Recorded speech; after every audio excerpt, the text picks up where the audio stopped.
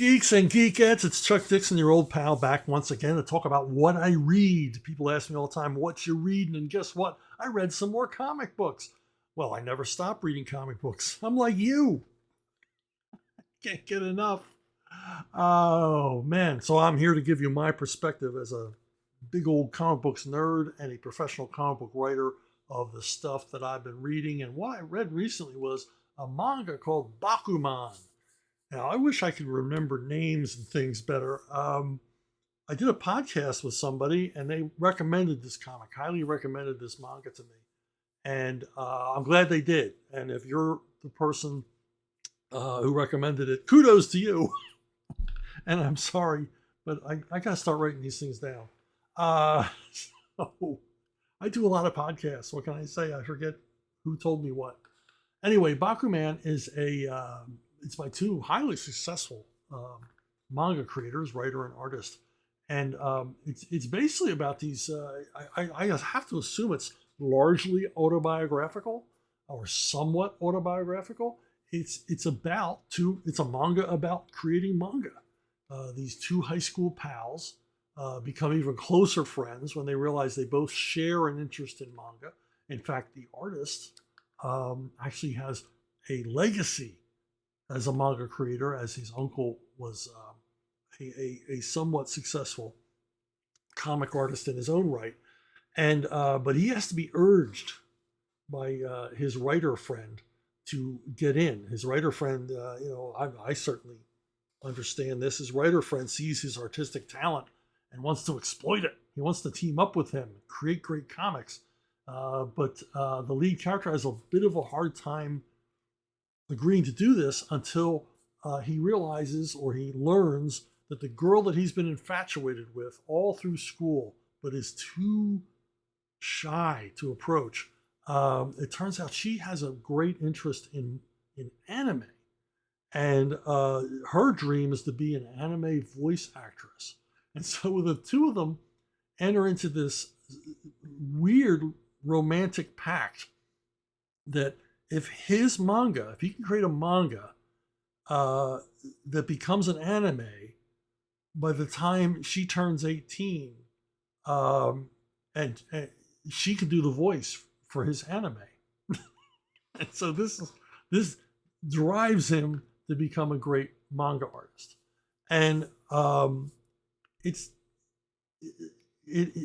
as I say, it seems to be highly autobiographical, but there's also a lot of technical information in here about the production of manga, the promotion of manga, how the whole world of manga works. And that fascinated me as an American comic book creator, because the Japanese way of doing things, like so many times is the case with the way the Japanese do things, is entirely different than ours.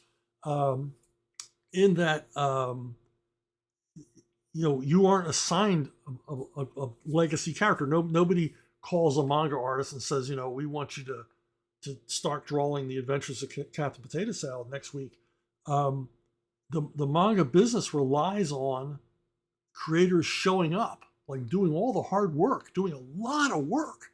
I mean, a lot of pages, basically creating, the opening episodes of a manga on spec and taking it to the companies and getting the go ahead or being told go home, you're not ready. And if you get the go ahead, the pressure only gets greater, because now you've got to create a manga that the readers respond to and will buy. And you've only got so many weeks in things like Shonen Jump and other weeklies. You've only got so many weeks to garner an audience, or your series is canceled. And and even if your series is picked up, you have to maintain and build a readership over time. No, we've all seen manga that run for years and years and years and years, but that's a rarity amongst manga. So many manga series are very short-lived, and it's because they caught on initially, they got a little bit of heat, and just didn't build enough to continue going on and on and on. Strips like, to become, household names, become enormous, like Dragon Ball Z or One Piece or any of the rest of them. And but yeah, but this the the, uh, the manga, I read the first one and I liked it enough that I ordered a box set of all 20. I want to read all of them because I'm learning a lot from it, and also the story is funny, it's touching, it's interesting, it's really suspenseful. The first volume ends with them finally having enough material put together to see an editor. And so in the second volume they go to see the editor. I haven't read it yet because I haven't got the box set yet. But it's a really fun story, and it's drawn this appealing style. There's a lot of manga parodies in it, and a lot of background stuff about how manga are created. And like I said, it's an entirely different process than the way American comics are created. I mean, there's so many dissimilarities between. There's far more dissimilarities between American comics and manga than meets the eye. Everything about them, how they're put together, and everything else is an entirely different process, which I have to imagine is based on the fact that the Japanese were exposed to comics, had no idea how they were done, and so came up with their own way of doing them. It's a terrific read. If you like manga and you want to know more about it, this is a great tutorial, as well as a really entertaining, funny, touching story, and even the romance angles of the story work. They're sort of quaint and cute. So like so many things in Japanese manga are, there's the element of cuteness that's pervasive through stories like this. But excellent stuff, and thank you to whoever recommended it. And since we're recommending stuff, how about Levon Cade's 12th book, Levon's Scourge?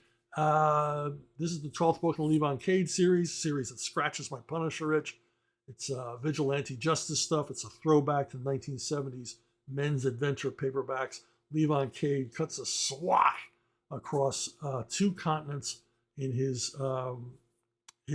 mission to protect his family from an international crime cartel. So anyway, that's it for me. Thanks for listening. Thanks for watching. And I will keep on reading, and I will be right back here to tell you all about it. See you down the road.